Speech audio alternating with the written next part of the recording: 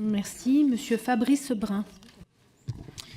Merci, Monsieur le Président. Félicitations tout d'abord, à nouveau, pour ces Jeux Olympiques et Paralympiques réussis. Vous avez fait beaucoup de chemin depuis notre première rencontre il y a 20 ans à Vallon-Pont d'Arc. Chacun le sait, c'est la Mecque du canoë-kayak. Et l'occasion est trop belle pour moi de vous inviter à nouveau en Terre Ardéchoise pour le 40e anniversaire du Marathon des Gorges, les 9 et 10 novembre prochains. Je suis, chacun l'aura compris, un élu d'Auvergne-Rhône-Alpes. Et ma question porte sur les Jeux Olympiques et Paralympiques d'hiver 2030. Finalement, comment s'appuyer sur l'expérience des Jeux 2024 pour réussir ceux de 2030 dans les Alpes françaises?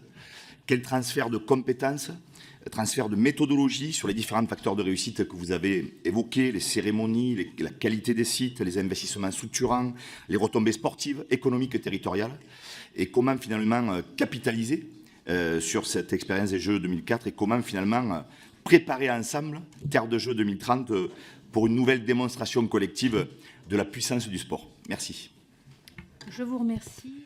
Mon avenir, déjà à court terme, moi je souhaite rester complètement mobilisé sur la fin de l'aventure Paris 2024.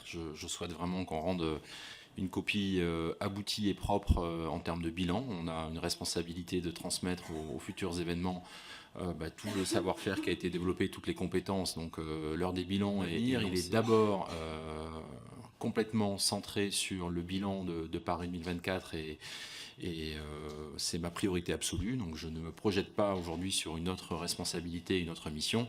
Et puis lorsque l'association Paris 2024 sera dissoute, on verra comment effectivement je rebondis. Je souhaite effectivement rester dans le monde du sport.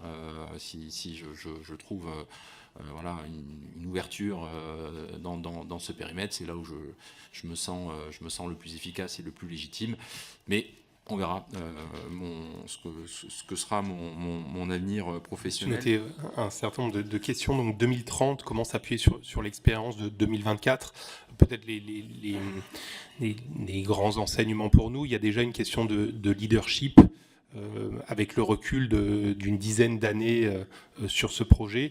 Le fait de choisir un dirigeant issu du monde du sport offre un espace un petit peu neutre de discussion qui est essentiel pour faire collaborer l'ensemble des acteurs publics.